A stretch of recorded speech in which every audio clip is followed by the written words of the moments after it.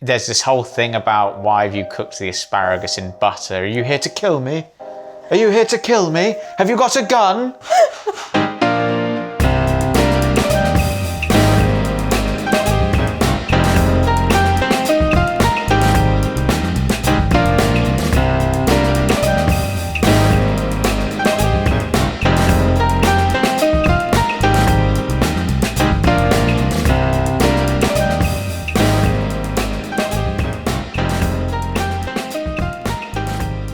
Hello and welcome to Cruise Next. My name is James Albarn. I am joined as ever by Elsa Grace. How are you, Elsa?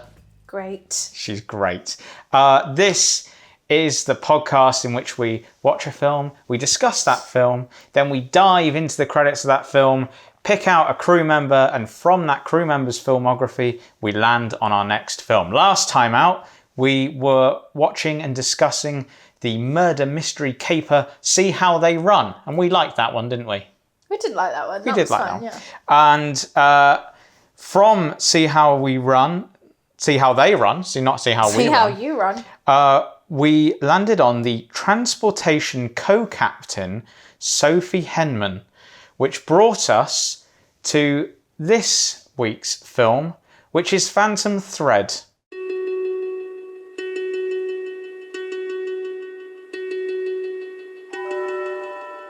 You can sew almost anything into the canvas of a coat. When I was a boy, I started to hide things in the linings of the garments. Things that only I knew were there.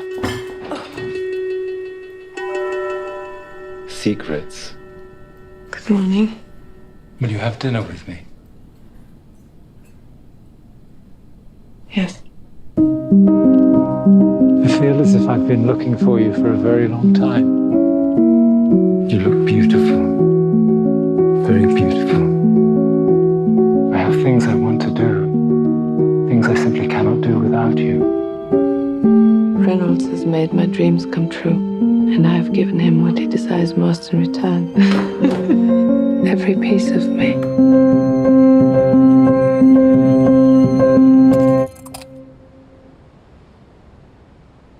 Why are you not married? Did she do transportation on this one as well? Sure. I asked too much. I'm sure she did. And I'm sure she did a great job. I'm sure she did as well. And Phantom Thread, it's worth mentioning, is why we're in the slightly more formal regalia today. We said last week that we would wear suits. I think it was it sounds like my idea. I think it was Phantom Thread. I think it was like both our ideas, and then I was a lot less committed to the idea. I'm wearing a tie. And I texted you last night saying, we're not doing the suits, are we? And I just got back a question mark. But why would we not wear this? What's wrong with you? Have you lost your suit? Clearly, we did not know that this film was not about suits. It's about dressmakers. Yeah. Maybe we thought he was a tailor. Yeah. We thought, well, no, he's not, is he? He's a designer. He's a dress designer. He is a dress designer, yeah. What do you call a tailor of ladies' dresses? A seamstress? Dressmaker? Obviously. I don't know. Sorry. Elsa, tell the people at home or wherever they are all about Paul Thomas Anderson's Phantom Thread while I take a sip of water. Was that a stressful intro for you? Okay. Paul Thomas Anderson's Phantom Thread wrote and directed it. Came out in 2017. Supposedly, this was Daniel Day-Lewis's swan song. He was maybe going to retire with this film. Oh. He has not done a feature since, so could have been. Follows him in the 1950s in London. A very eccentric dress designer / maker. Yes. Jury's still out on what that title is. And essentially he has you can tell he's sort of leading a bit of a life of a bachelor, life of solitude, has his muses here and there. And then he meets a fairly headstrong, wayward girl called Alma when he goes goes to the sea with his sister, which I believe is where they go when they have to get away. And I suppose he sort of falls in love with her, and it's a very strange power dynamic, and that's sort of it. That's sort of the film, and his craft and his life begins to unravel a little bit. When Alma's there, it's not quite as controlled as he would usually like it. She doesn't sort of bend to his tempers and his whims as the other women in his life does, and then it kind of slowly empowers his sister Cyril to also be a bit like, I'm sick of your, stop snapping at me. What does she say? She goes, don't go up against me, you certainly won't win. Oh yeah, don't pick a fight with me or something. I'll go through you or something. I'll she go says, right through you. Yeah. With her teeth, I'll go right through you. Iconic. And that is Phantom Thread. Yes. Elsa, Phantom Thread, when I looked it up, it said, if you look at a lot of the reviews are like glowing for this film. It was nominated for a load of awards. It was, yeah. I've seen people describe it as a masterpiece. I've seen some people say it's one of the best films of the 21st century. What did you think of Phantom Thread? Do you agree? Why are you asking me that so early on? I wonder if you did not like this film. No, that's not the case. I didn't like it? No, this is James. Okay. Sorry, I apologise for leading you down a path. That wasn't my intention. I'm in a weird position with this film because usually, as we've seen on the podcast, well, we're both opinionated about what we think about film. We're happy to listen to the other person. And real quick side quest. I hate the word opinionated for a few reasons. I feel like it is mostly given to people that you think subconsciously or otherwise should not have an opinion. So often it's applied to women or children or someone lesser down in the creator role. I don't like that word. I think also it doesn't make sense because everybody has an opinion. What you mean when you say someone is opinionated is they're confident enough to share their opinion. But for some reason it's painted bad. Do you know what I mean? Yeah. I wasn't using it in that. I know it wasn't. Yeah. And that was just, that's my own, I've been really thinking about that word. No, but it is true actually. Yeah. Because even when I said we're both opinionated, I even had a little flicker of like, where I almost rephrased it because I was like, because opinionated is seen as negative and I wasn't trying to say that. Yeah. But it's great. Isn't it frustrating when you're having a conversation with someone who doesn't have an opinion on anything? It's like, my God, like, just let's have something, have a bit of substance. So I usually know what I think about something and it can bend and it does bend. I think we're good like that with each other. We can sway our... But this is an unusual situation in which I actually don't know how I feel about this film. And so that's why I was asking you there, because it's a weird example. I know how this is going to go. Okay. I know exactly. Do you think by the end I'll be like, it's a masterpiece? Hold on. I'm going to write down on my phone the way I think it's going to go. Okay. We're going to have our podcast. And then you're at the end, we're doing a Darren Brown. Out. Okay. Yeah. Okay. Okay. I will fill this time while Elsa is typing by telling you, if you're not subscribed to the podcast, subscribe wherever you are. If it's Apple Podcasts, it's Spotify, it's YouTube. And, leave a like, a comment, a review, whatever it is on whatever platform you're on. But do all that. It helps us out. And it means more people get to see our wonderful podcast. And I'm still filling for time because she's still typing. But I think I did quite a good job there. It's there, yeah. You did. I didn't listen to what you said because I was so in it. But I'm sure you nailed that. Like your suit. Don't we look dapper? Should have worn dresses though, maybe. Yeah, we should. Next time. We should have just known what the film was about, maybe more. We should have checked beforehand. Yeah. And then worn the appropriate outfit. Okay. I feel like, should we just discuss the elephant in the room? Daniel Day-Lewis. Daniel Day-Lewis. Yeah, okay. That was a bad impression of what he does in this film, but... It's kind of offensive. Yeah. It took me a second to work out, like, maybe just the first couple of scenes, I was like, is he Flemish? I couldn't get the accent. And then I was like, oh, he's clipped RP 1950s. But I thought it was a bit off at the start. Mark Kermode, actually, I watched his review of it because I was trying to process what I thought of the film. And he said it's like he called it like a mix of like clipped RP and almost like Transylvanian kind of like Dracula kind of vibes to it. Yeah. I struggle to form an opinion without Mark Kermode sometimes. I know I annoy you with how I hold on to accents, but if Kermode sort of picked up on the thing, I'm not completely. And to be fair, I noticed it as well. Yeah. And I'm not as hot on accents But as you are, he's but I was a bit English. like, this is an odd. Is he? I thought he was Australian. Daniel Day-Lewis? Yeah. No. We'll I check think that. he's from Surrey. Oh, is he? For some reason, I thought he was doesn't- Australian, he but that lives could be in- like him doing a character and me not realising, because you never know with Daniel Day-Lewis where his head's at. Well, he lives in Ireland and I think he has a house in Has he got one of America, those slightly but- confused accents, though? Is that why I thought Like he's this guy? Australian? Maybe. You know, like how Gary Oldman has spent so much time in America that he's got that sort of slightly transatlantic kind of... Yeah. oh, yeah, so he is English. I don't know why I thought he was Australian. Is he from Surrey? Did I make that up? Do-ba-do-do-do. Bear with us, listener. He was born in Kensington. Oh. He may have grown up in Surrey, though. Greenwich, County Durham. No. Very posh. Went to school in Kent. Still not Surrey. No. No, I was wrong. No. That's right. Well, I And then went to the Bristol Old Vic. Did he? In hats off to Bristol Old Vic. I auditioned there, I think. Did you? I got in. No, I didn't. Mount View. It doesn't matter. Here I am. Daniel Day-Lewis.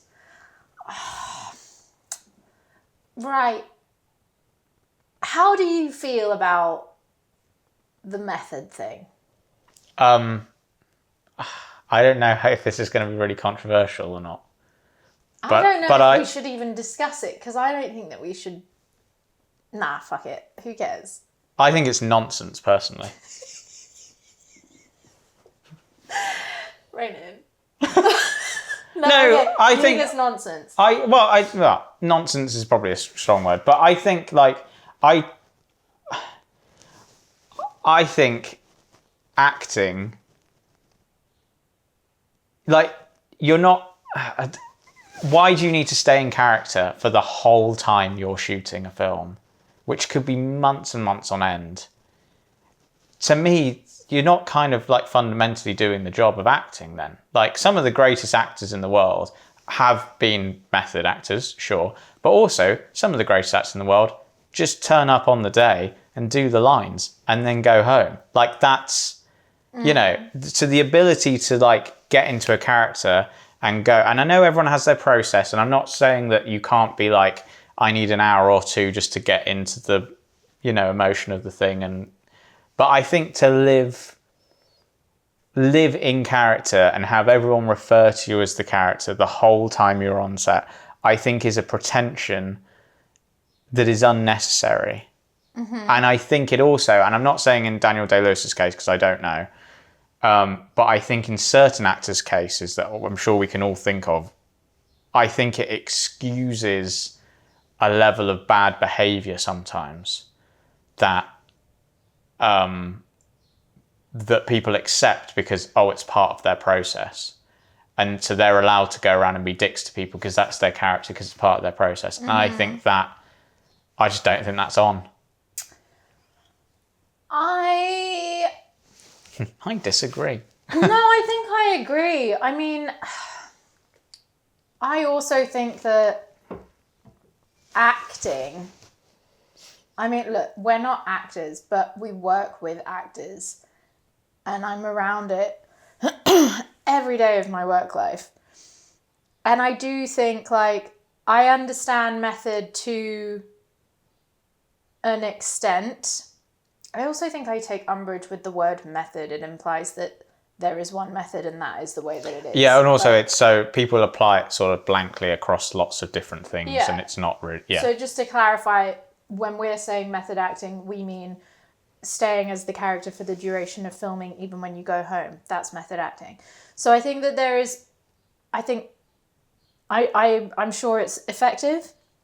I'm sure it helps certain actors just get into the role, but I agree. I don't think that it should give you a free pass to treat the people around you in some kind of way that might make them uncomfortable or, you know, upset or stressed or, you know, any of those things. I think part and parcel of being an actor is that you act like the character. You are not the character. You do not become the character. I think it's very important also for people's personal reasons to be able to ground yourself in yourself before you go home. But I mean, like, maybe that just looks like you're a character whilst you're on set, you're in the zone, you don't want, you know, PAs coming up to you and saying, do you want a cup of tea? You don't want an AD coming up to you going, do you want your car to take you to the gym tonight? Or you just want to be in the zone? Great. But like, I think when it starts to turn into like, famously, you know, Shia LaBeouf has done films, Fury, he didn't shower for like 4 months or something crazy, and someone else was in that who was really, really method, who didn't shower. I just remember there was like, people were like, there was the personal hygiene issues on set. Well, and then there was like stuff like that. It's like, guys, fucking hell, come on. Are you really unable to do your job? Well, and then there was like Jared Leto when he played the Joker. I was Morbius. In Morbius, yeah. But when he was playing the Joker in the Suicide Squad film, he was sending gifts to other actors as the Joker, but they were like, they weren't fun. Do you know what I mean? They were like, it was like a dead rat and a used condom to Margot Robbie and stuff like that. And I think at that point you're just, and sure, maybe Margot was on board with it, completely fine with it, whatever. But like, I think you're crossing a line there into, it's using as an excuse, for just bad behaviour, I think. Chris, also, in what fucking world, Jared Leto, do you think that you're a good enough actor that you can be sending abusive gifts? And also, you're playing the Joker in a comic book film, and I'm not reducing comic book films, but like, it's not. Do you know what I mean? It's Get over yourself. Did you see the interview with Kristen Stewart where she sort of had a little rant about method acting and how you don't see women being method actors? No. And she sort of pointed out, so great. She sort of pointed out that like, when do you ever see women being method actors? And she said, you don't, because they would not be given the same grace that a male actor who does that would be. And they would be labelled as difficult or, you know, whatever. Whereas a man who's doing that process, that's his process, and that's what he has to do, and he's a genius. Performance is inherently vulnerable and therefore quite embarrassing and unmasculine. You know what I mean? Like, there's no bravado in suggesting that you're a mouthpiece now for someone else's ideas, and that to sort of lend yourself, you know, it's just inherently submissive. Yeah. Have you ever heard of a female actor that was method? I can't think of a performer who's associated with it. Right. So in the way that some men are associated with it. Right. Men are aggrandized for retaining self. You know, that was like, he's been really like, he sounds like a hero, doesn't he? Yeah. If a woman did that, it would be really, and I don't want to say this like black and white, like for sure I know that there would be this difference, but I truly believe from a very insider's perspective that if you have to do 50 push-ups before you're close up, or if you refuse to sort of say a word a certain way, or if you can't sit down in an interview and not kind of like repossess and belittle every question, especially if asked by a woman to you, the movie star. I mean, like Brando, like I'm not coming for him. Incredible performer. There's a kind of like really common act that happens before the acting happens sometimes on set. Not only does it waste time, it draws attention, it siphons. And look, I get it, sort of makes, if it makes everyone stand at attention and sort of if you can protrude out of the vulnerability a little bit and you can sort of feel like, you know, a gorilla pounding their chest before they cry on camera, it's a little less embarrassing to see. And also it makes it seem like it's a magic trick. It makes it seem like it's so impossible to do what you're doing that nobody else could do it. Also maybe a form of control. Yeah. Like how Charlize Theron's just done this Netflix film.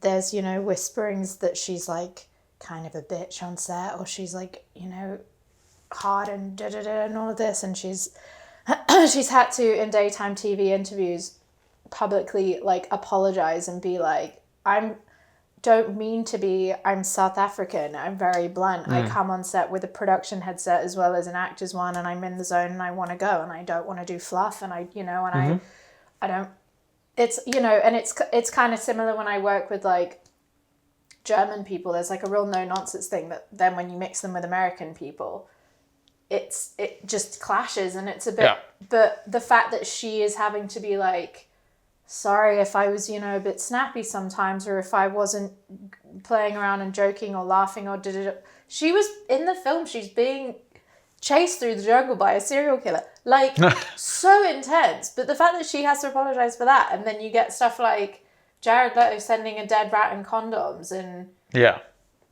insane.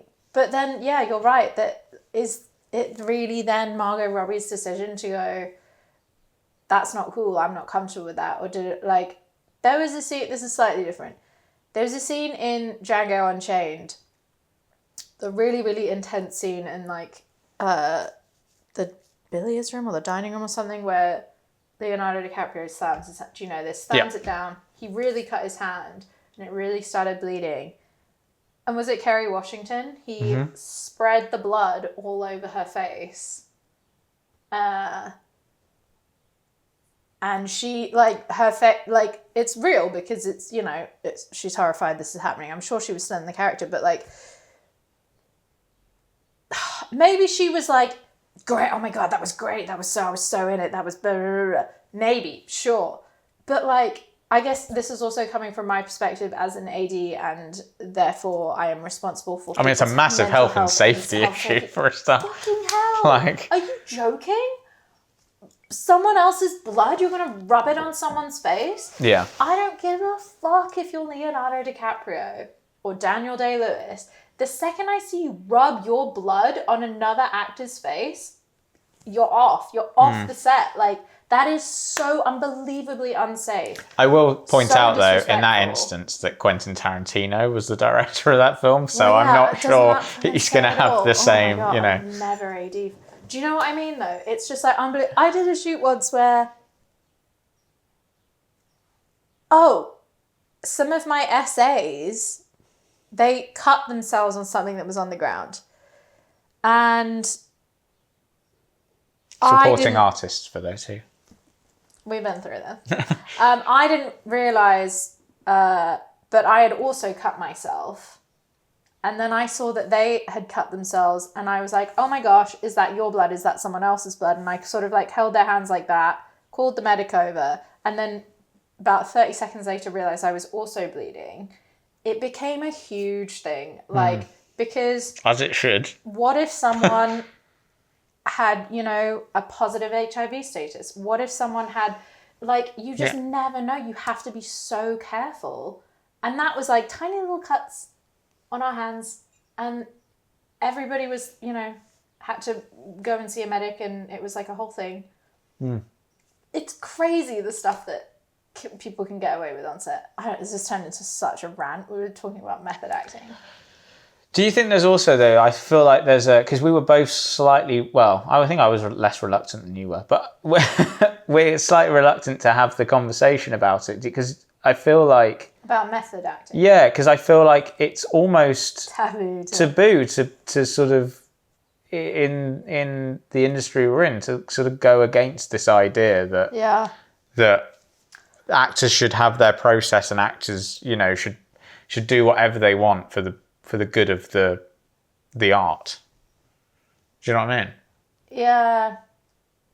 I mean, Kristen know Stewart that- didn't give a fuck, but she doesn't really give a fuck, so that's why I like her. I mean, I like...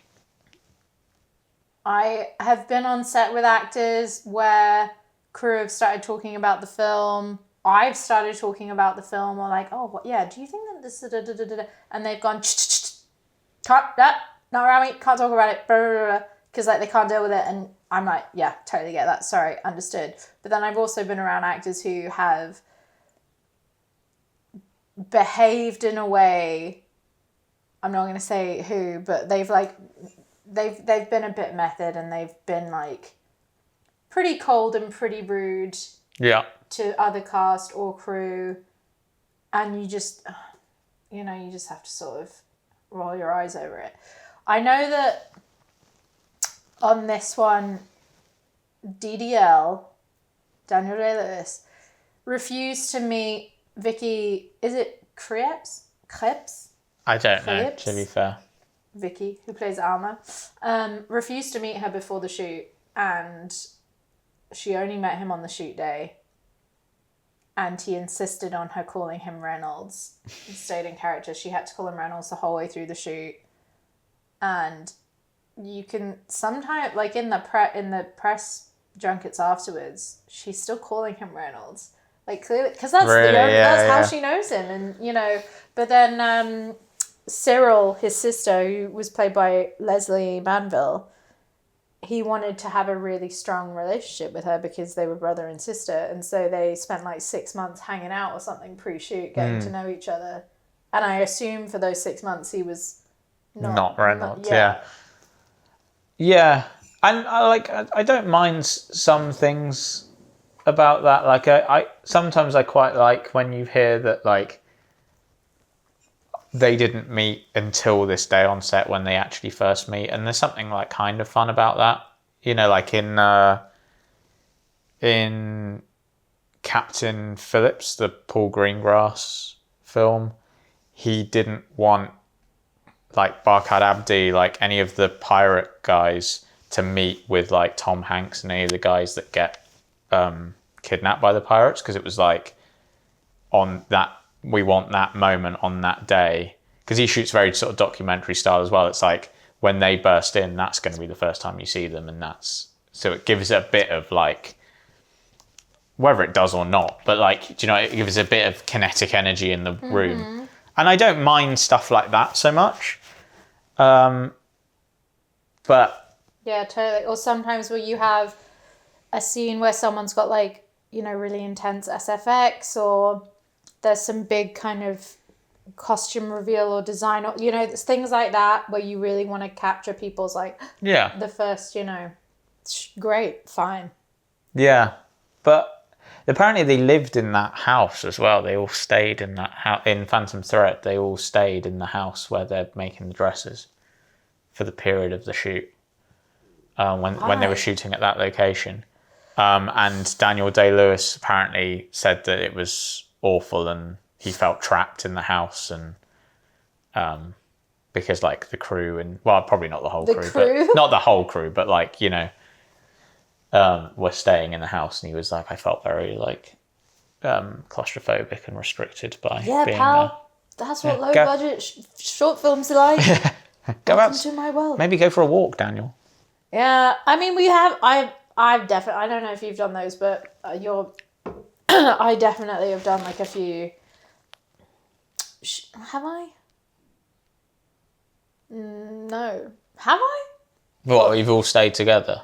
I've done shoots where like you're on location and it's so low budget, and so they'll get like a bunch of hotels and you're all in the same hotel, or a bunch of Airbnbs and you're in the same Airbnbs as crew. I've never shared with cast. Cast usually always should have their own place. Yeah. And it's for very short periods of time. Like I wouldn't do like 6 months. No. Like that. Yeah, I've done it on short films, but Longer and then seconds. even then on the short films, most of those times it's people that you're like you already know or friends with or something. Yeah. I know that on Pride and Prejudice, the Joe Wright. I wanted to say something else, but that's an AD I work with. Joe Wright's Pride and Prejudice, that house, I know that he had them spend a lot of time in the house before they started shooting, and they were playing like sardines and, you know, just like kind of the stuff that sisters would do if in their family home growing up. But I think that kind of made sense because that house was such like a fixture of that film. It was such a character. The locations were really like characters in those films. I don't feel like the house in Phantom Thread was. Yeah, also that's like an exercise in building chemistry, if nothing else, isn't it? It's a bit like Daniel Day-Lewis spending time with Lesley Manville. It's like we need to build up a chemistry and a rapport, and it makes it believable that we are, you know, related or friends or whatever it is. I don't know. I think the house is kind of a character in the film, in Phantom Thread, but it's cold, I think. I think it's purposely cold. I think Reynolds... This house is like death, or whatever he says. That was pretty good. This house is dying. Yeah. You know? He doesn't say that, does he? I think he said something like, this house is dead, or a house that doesn't change is a house that's dead. That's what he says. I found him so intense and so suffocating in every scene. I didn't notice the house. I didn't notice anything around him. And I think it's because I have known many people like him before in my personal life, but a lot at work, a lot in the film industry, that they just suck the air out of a room and you're just constantly on edge of like, oh my God, what's going to tip them over? And, you know, you're always on eggshells. And the whole thing in the morning where he's like, you're being too loud. Just like, I'm buttering my toast, I'm not being... You might as well have ridden a horse through the dining room, you know, like stuff like that. I just didn't really notice anything else around him. And like, we can talk to death about, you know, being a method actor, but honestly, I think that he is an absolutely fantastic actor. Yeah, he is great. Yeah. There's, you know, he nailed the tension of Reynolds. Like, it was, yeah, it was great. It was so intense that I almost couldn't see the funny in anything. And actually, after watching it, I was like, oh, that's quite funny. That bit was like the riding the horse through the dining room. Yeah. Funny. But all the reviews are like how hilarious this film is. And I am the same as you. There were a couple moments where I did laugh, but for a lot of it, you're just like, there's that scene where she's decided to surprise him by making dinner for him on his birthday. And Lesley and Cyril says, please don't. He won't like it. I don't think that's not a good idea. It's not a good idea. And she does it anyway. Yeah. And there's this whole thing about, why have you cooked the asparagus in butter? Are you here to kill me? Are you here to kill me? Have you got a gun? It's you who brought me here. When the hell did this happen? Who are you? Do you have a gun? You here to kill me? Do you have a gun? Stop it! Where's your gun? Stop being a child. Where's your gun? Stop Show me your gun. Stop playing this game. I'm not playing a game? Yes, What game am I playing? What game? What precisely is the nature of my game? You tell me. Have you got a gun? Have you got a gun? Are you here to kill me? Are you a spy? And that, I think, when you think about it, quite funny. But in the moment, you're like, oh my God, like, this is awful. And Stop it. Are you here to kill me? Are you? Horrible. Why would you cook it in butter? I think that, you know, I like it in oil. I think that says a lot about us as people. Maybe this is a very confronting film, actually, because there was a few like that, the riding the horse through the dining room, the, like, when she's poisoned him for the last time. That's something we haven't talked about, by the way, that she starts poisoning him. But she starts like, and he's eating this omelette, whatever it is. It's an omelette. Really slowly. Really slowly, as she's going, you're going to get very sick but you won't die. And I will love you so much more for da-da-da. I will look after you, da-da, all of this kind of thing. I was watching it like, what? And it's just a bit like, because he's so unpredictable, it's a bit like, is he going to kill her now? Is he going to stab her? Yeah. Like, is he going to freak out? Is he going to call for Cyril? Is he going to... Does he like this? Like, what's going on in his... And he's like smiling, and he's like, kiss me quick, girl, before I get sick or something. And, Yeah. you know, and it's like, oh. Yeah, he likes like it. into it. Yeah. And this is their thing. And I don't understand. A lot of it was funny retrospectively, but in the moment, and this is what I'm saying, maybe you and I are just like, well, for sure, I think it's like a child of trauma kind of thing where you're like oh, the tension. Like, he's going to go. I hated so many of these scenes. And then afterwards, I'm like, oh, that was really funny. Yeah, it's funny, isn't it? Like,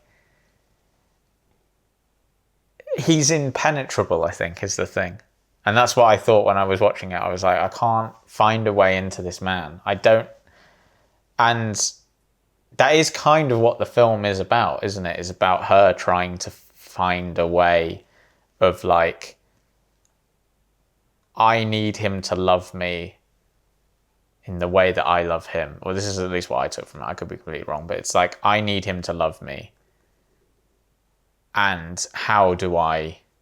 How, because he talks about early on about, or is it Cyril talks about early on, it's like he finds a woman, he obsesses over them, he makes dresses for them, and then he gets bored of them, and then he moves on to the next one. And she is so desperate to not become that next one. And she poisons him. So she poisons him. Makes him vulnerable, looks after him, nurses him back to health. And becomes the mother figure that he's mourning. What a freak. I stew my mother's hair into my jacket and she's with me always. I think it's important to keep your mother near. That was their first dinner. Yeah. Red flag. I thought he was creepy in the dinner scene. I was like, he's kind of giving me the creeps.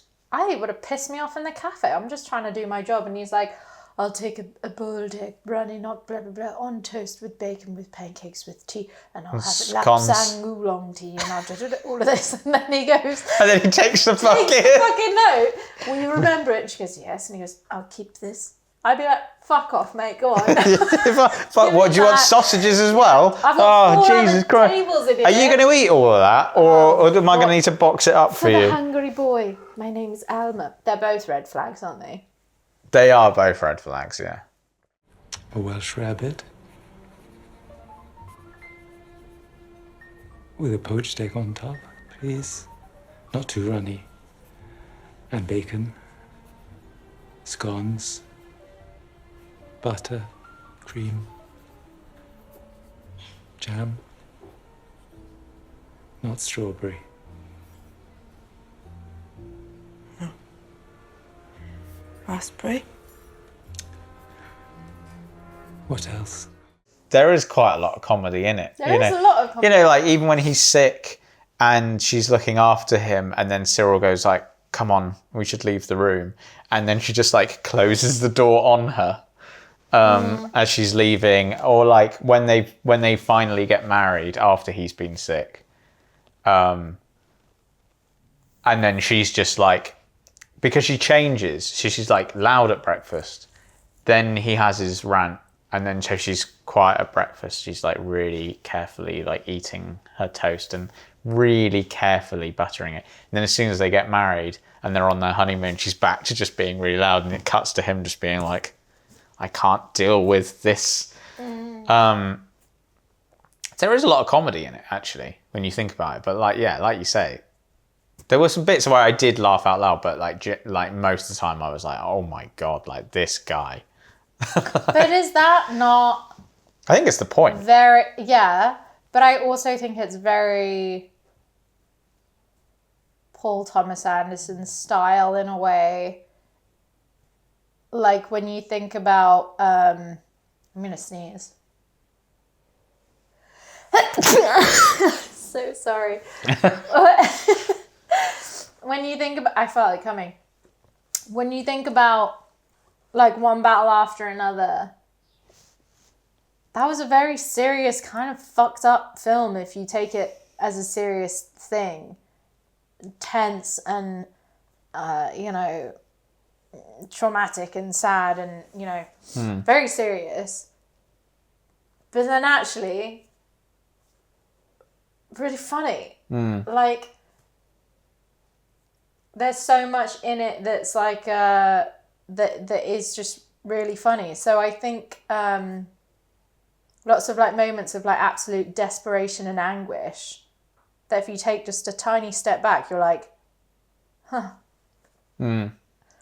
So I feel like as a filmmaker, that's kind of where he sits in that finding,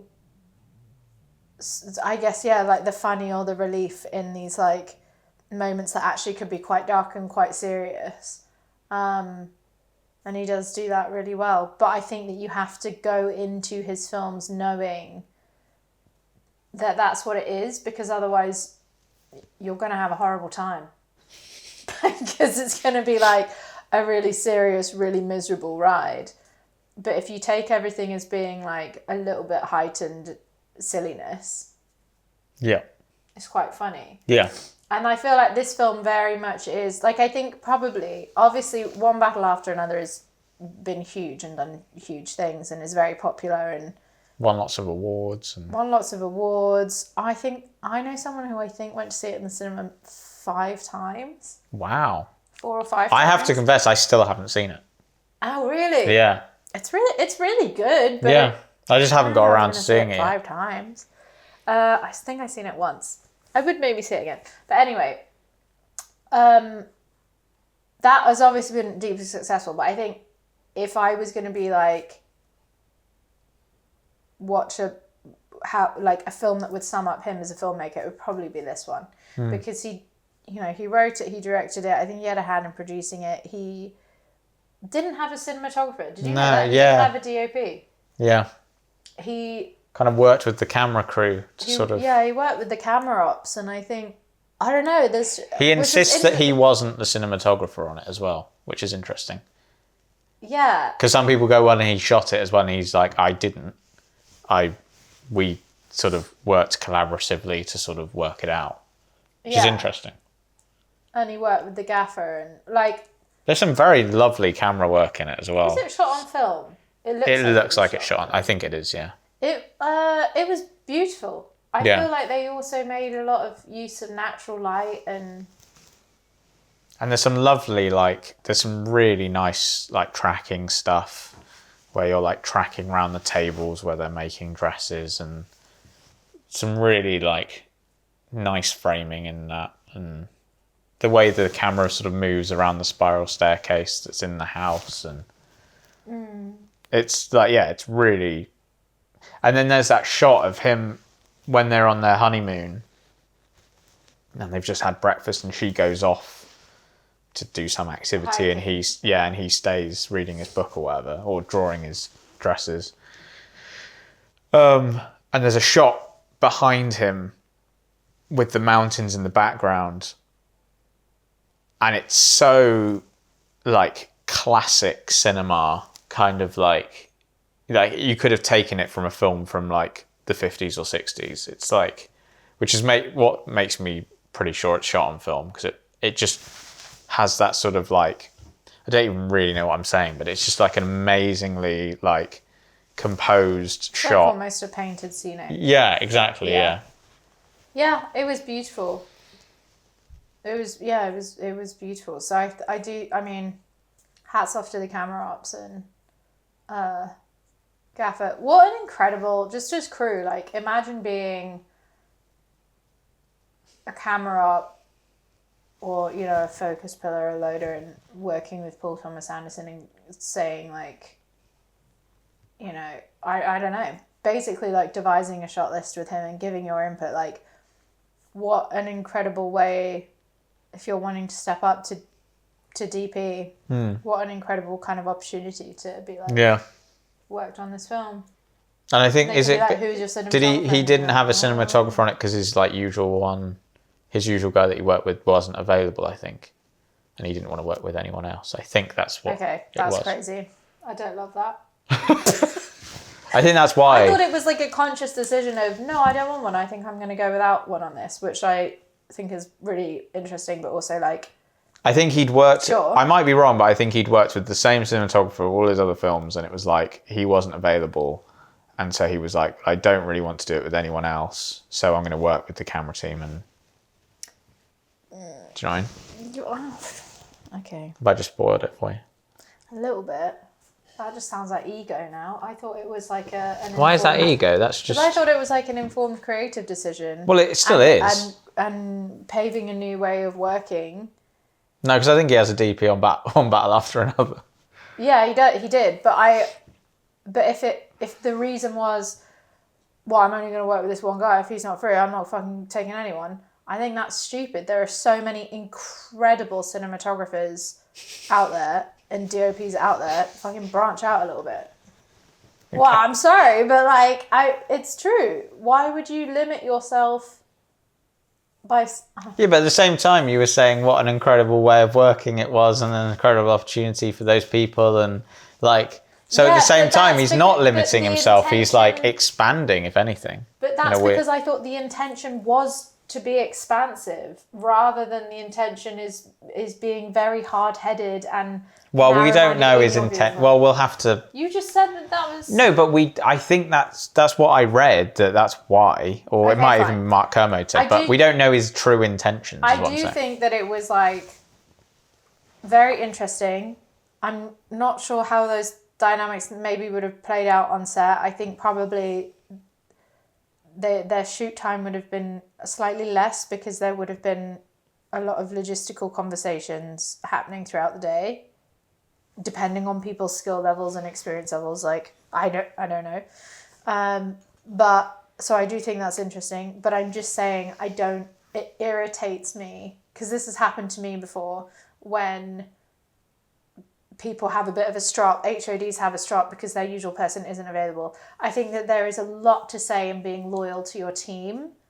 I'm very loyal to my team, but I also have a wide sort of berth of teams so that if certain people aren't available, I offer the opportunity to other people. Well, also film fundamental, well, arts generally, but film especially is an art form that is built on collaboration.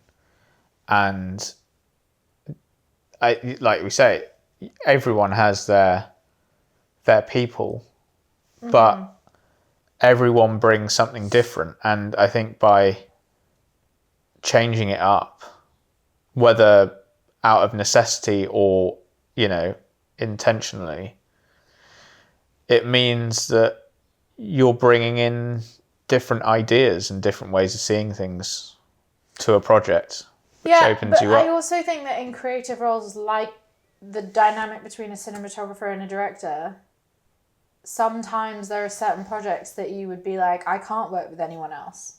It is that person. That person is who is meant for this film, and it won't work with someone else. And I completely get and appreciate that. But then you move the shoot. You wait. If that's the film, you don't shoot with someone else. Yeah. Or by yourself. I don't know. I think obviously with things like with more technical with like technical supportive positions or logistical supportive positions like camera assistants or sparks or PAs or a third ADs, floor, those kind of things, you can get away with just finding other crew and working with skilled, experienced people that you haven't worked with before. But when it is the head of a creative department, I think it makes sense to be like, I'm not going to shoot this without that person, we're going to wait. No? I think it depends on the individual projects and the individual. Yeah. Yeah. But I don't think that's what happened here, because otherwise I think he probably just wouldn't have shot it. We don't have Paul Thomas Anderson here to ask, so annoyingly. No, Alma, what are you doing? There's tea for you. Don't put the tray on the table, please. Just take it off. I didn't ask for tea. No, but Take it out, please. yes, I can take it out. It's a bit late now, isn't it? I'm taking it out. Yeah, but it's a bit late now, isn't it? But I'm taking it out. The tea is going out. The interruption is staying right here with me. We haven't really talked about the poisoning. I guess we have talked about the poisoning thing. It did kind of come out of slightly out of left field for me, though. Because I was like, oh, this is not the film that I thought we were doing here. Because there's no indication before then. Before, she does it for the first time. And you're like, oh, wow, okay, he's pushed her to this. But it was kind of surprising. I was like, oh, okay, this isn't the direction that I thought this was going. Yeah. But I didn't mind it. It kind of was interesting. It made me like it a bit more. Because otherwise I thought it was just like, without that element, I think it felt a bit like watching paint dry whilst listening to some screaming domestic violence happening in the room above you. And Johnny Greenwood's sort of LARPing on piano. Yeah. So I'm quite happy that there was that sort of fun little twist. Did you get... It's quite a long film. I think it's like 2 hours. 2 hours something. 10, I think. Did you get bored? Or were you... I wanted it to end. I don't think I was bored. I wanted it to end. Desperately. I kept... Towards the end, I'd pause it and I'd be like, another 25 minutes. Then I'd watch a bit more, pause it, another 14 minutes. So yeah, yeah, it felt long to me. I don't know if that was boredom, but it did feel like, I paused it at one point and I was like, oh, I've only watched 45 minutes and I thought I was kind of chugging through this film. Yeah. It's that scene we discussed with where they have the argument, are you trying to kill me? Over dinner. That comes about an hour into the film, or 50 minutes or so. And I will say that's the first... I watched that, and I got to the end of that scene. I was like, oh, okay, now I feel like we're moving here. Whereas like a lot before that, I was kind of a bit like... I wasn't bored, but I was definitely like, where are we going with this? And then as soon as that scene, I was like, oh, there's the chemistry. Like they are so good, the both of them in that scene, I think. And I was like, oh, okay, here's some like energy and a bit of like, do you know what I mean? Whereas before I was kind of like this, I feel like I'm just kind of watching these two exist in their world. And I don't really know where we're going. Yeah, I didn't... I wasn't enthralled by it. No. But I think that there's something, very... It was shot in a very kind of... It wasn't very filmy. Like it was very theatrical, I thought. Very theatrical, very real. I think that's why it felt quite slow paced. And I think just like societally, we all have like 40-second scrolling attention spans now. So I think there is something a bit uncomfortable about being forced to sit through that level of just like inaction. Do you know what I mean? And awkwardness as well. Yeah. Like there were a lot of long, just two shots of the two of them at lots of points where they weren't cutting it within that, and it was just like held on the two of them playing it out in a kind of tableau. Like when he asks her to marry him and you spend a long time looking at her sort of like she's almost like not... She doesn't know whether to say yes or no, or she's shocked or something. And it's kind of hard to read. Like, what she's thinking, and he just keeps going, "Will you marry me, Alma? Will you marry me? What the fuck are you thinking What about? the hell so do you-" long? And it's just like, And then she goes, "Will you marry me?" "Yes, I will. Will you marry me?" But it's just those things that you're held in the. I think that's what he wants you to feel uncomfortable, and Paul Thomas Anderson, and he very much succeeds in that. I think at several points in the film, It's well done. it's very well done. But this is the thing, right? So this is why I didn't know how I felt about it. I made the mistake of seeing that people called it a masterpiece and one of the best films of the 21st century or whatever, and you go, that sets a high bar that then you can't necessarily come back from. But I think this is why I didn't really know how I felt about it, because I got to the end of it and I was like, it's unquestionably a very well made film, very well acted, it's well written, there's not really a lot I can fault about the film. But I was left just feeling like kind of cold. And like I just really didn't know where I stood with it. Do you know what I mean? Yeah. I don't know if you had the same, or did you have a more sort of like immediate opinion of it? I think it was one of those films that you watch and you go, that was a great film for award season. That was a really well-made film. It was well shot. It was like a beautiful film, but I'm not going to rewatch it. No. It's not going to become one of my faves. No. But then if, people in the future are like, oh, did you watch Phantom Thread? I can be like, yeah, it was an incredible film. Yeah.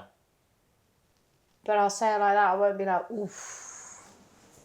But did you like... Okay, but did you like it? Did I like it? Yeah. You can say it was incredible and all that, but like, did you like it? No. But I...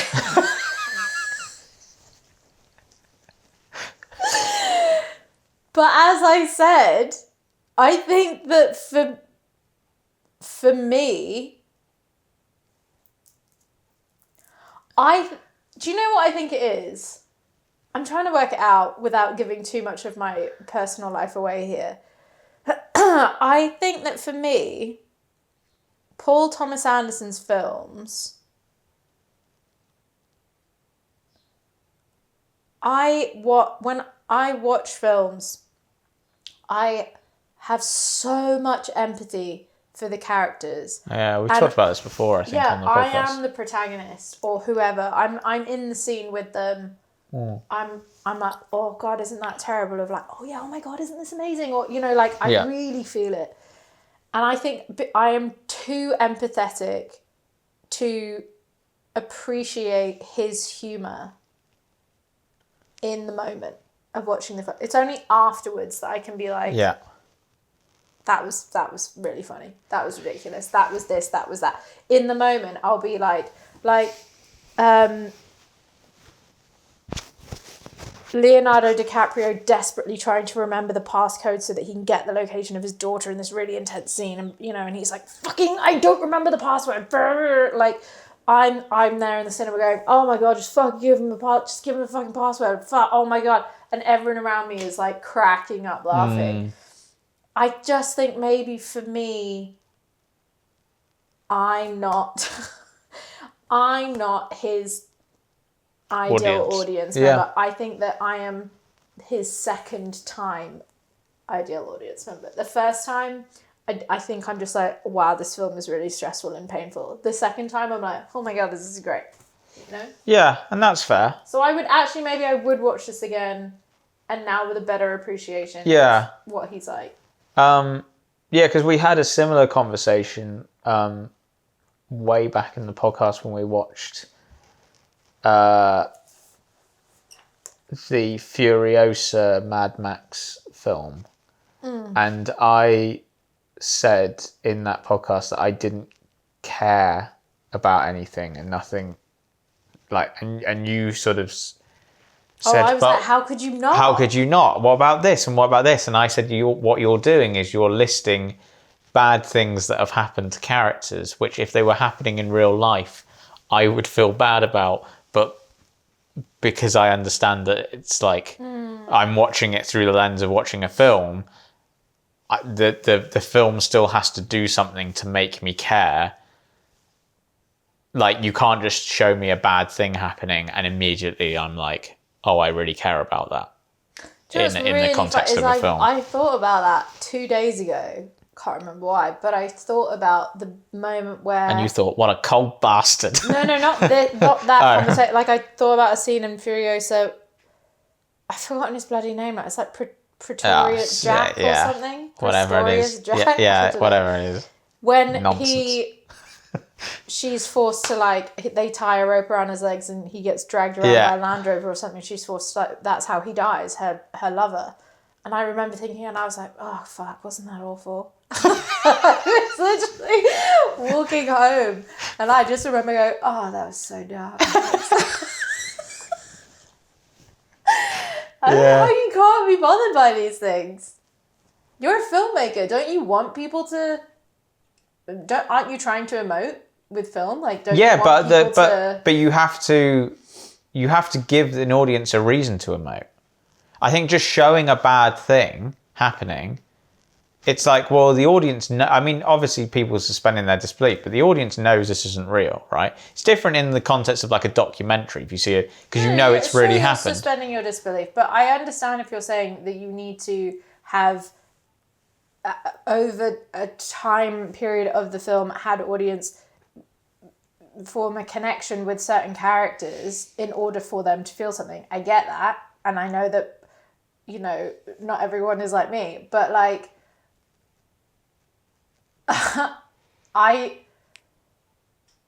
also I mean, that's why things like body horror and things like that are so successful, is because you can just flash an image on the screen and people go, oh, they know that that's SFX, they know that's not real, people have a reaction to like sort of visceral gore. I get that, but what I'm talking about is like the emotional reaction. It's not like the I think that's different. I think that's like a immediate, like, almost physical reaction to seeing something horrible. I could get that for sure. And there are definitely stuff, like, I mean, now we're just talking about a different film, but like, definitely stuff in that Furiosa film which I'm like, oh, that's grim. But like, in terms of like caring about the character or like having an emotional reaction to it, I feel like I need the writer or the director or whatever it is to take me there. Do you know what I mean? Yeah. I think I need very little leading. No, don't turn it on me. I don't want your cloud on my head. Shut up, Oh, no, you can shut right up. Don't pick a fight with me. You certainly won't come out alive. I'll go right through you and it'll be you who ends up on the floor. Understood? This isn't to say that I want my hand held through it. Like, you know, there's so many times when I'm watching something and, you know, the film will basically handhold you through it by playing really overly emotional music to really loudly to be like, this is a sad scene and you should cry. It's like Hamlet. Just for, I haven't actually seen Hamlet yet. Spoiler. Not really. Yeah. I mean, I've heard a lot of people say that it's very like, but I've seen a lot of people say as well, like, that the way they use music is very much like, this is sad, this is sad. And I don't think it's like you need to do that. The laughing track of sad things. It is, isn't it? Yeah. Yeah. Oh my God. Well done. So insightful. You're so on it today. So, smart. Elsa. Yes. Shall we rate Phantom Thread? Yes. out of 5.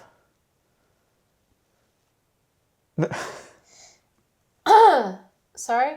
I zoned out for a second. I was thinking about, doesn't matter. What would you rate it out of 5? Why is it called Phantom Thread?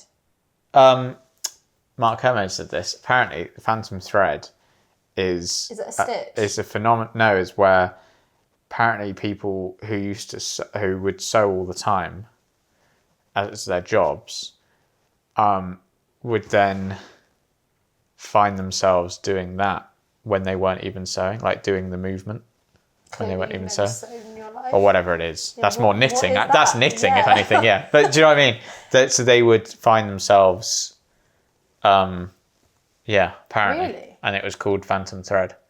If I'm playing a lot of piano over a very long period of time, I do catch myself doing that on my legs or on, which is really pretentious. So I can kind of see. Yeah. But imagine just sitting there and someone's. You'd be like, oh, they've absolutely lost it. So just. Anyway, good to know that that's Phantom Thread. What would you rate it out of 5?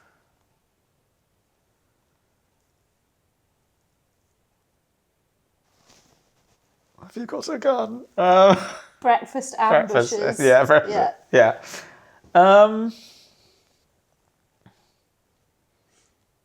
Oh, it's really difficult. What are you rating it? I rate it.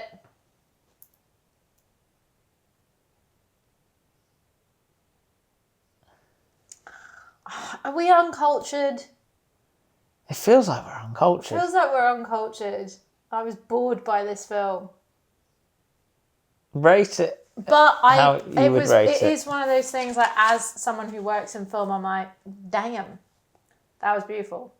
And I do think this is a great I just don't think it was for us, was it? Thomas Anderson. No, It wasn't Point Break. The original. The original, not the remake. Just to be clear. You can find our review of the remake, though, on a previous episode. Yeah. We also didn't love that one. That one was too exciting for us. I rate it 3.5 ambushes because I do think that it was a really well-made film, and I did think that they would, and it made, I mean, apparently this isn't hard, but it made me feel things.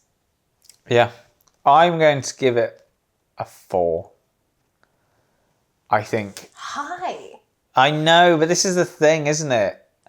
It's like, there's nothing I can, like, fault it on.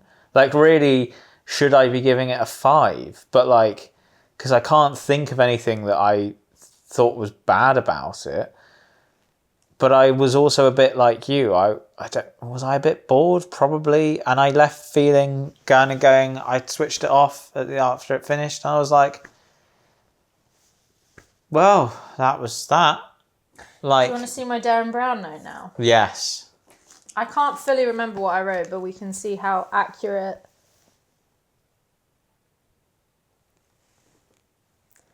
We will start. I'll show you so you can verify this is true. We will start a bit indifferent, not obsessed. By the end, we'll think it's a fucking great film. Is that not what we just said? We just were like, yeah, it's fucking great. Predictable. Yeah. But it's great, but with the caveat of we didn't really enjoy ourselves and didn't really like it. I do think I would watch it again, though, with a Paul Thomas Anderson lens. Are you trying to kill me? It's really good, actually. Thank you. That one's really good. Thank you. It's because it's kind of RP. It's kind of in my wheelhouse, really. Yeah. It's better than... I'm not going to say because I don't want you to do it, but it's better than some of yours. That one's not bad. Okay. I sent you... Do you remember your birthday last year? I sent you voice notes from various different people. Yeah, I played them on the speaker out loud in the kitchen. My mum was Love that. What's happening? Why is Chris Eubank leaving you a message? No, if anything, she was like, why is he doing Chris Eubank? So random. They were really good though. Okay. I need to find, because I picked from the crew. Do you want to do your... Now's the point. Now's the point in the podcast where we dive into the credits of Phantom Thread. Elsa has picked out 3 crew members from me to pick from, and from that crew member, we will arrive at our next film. Elsa. I found them. Good. Right. Don't look. No, I won't. Don't read the films. Because that is a problem. That is a problem. Right, first, I'm going to read it slowly to make sure I don't do that. First up, we have our crowd PA daily, because I was drawn in by the fact that, first of all, they work in crowd, great people, and they're a daily. I don't feel like we've ever shouted out a daily before. Fair. So we have a crowd PA daily. I imagine that must have been that New Year's scene. I guess so. I feel like that's the only crowd scene, really, isn't it? There was some crowd in the cafe scene where they meet, the fashion show. Oh, the fashion show. I forgot about the fashion show. But the big crowd where you would have had dailies would have been in there. Yeah. And it was well done. It was. So, Tom Giles. Tom Giles. Next up, stunt driver. Mm-hmm. Which I didn't really understand, because there is some stunt driving, but it's a bonnet mount with the cam, so you're looking at them. So whatever. Or is it one of those ones where they're sat on top of the car? They're on a low loader and or driving it. I don't know. Yeah. Anyway. Yeah. Stunt driver Jamie Dobb. Jamie Dobb. I know a grip called Jamie Cobb. Anyway. Not related. Good grip though. Yeah. Shout out. And next, rigging gaffer, James Summers. 2 Jameses-ish, Jamie and James. Jamie and James. I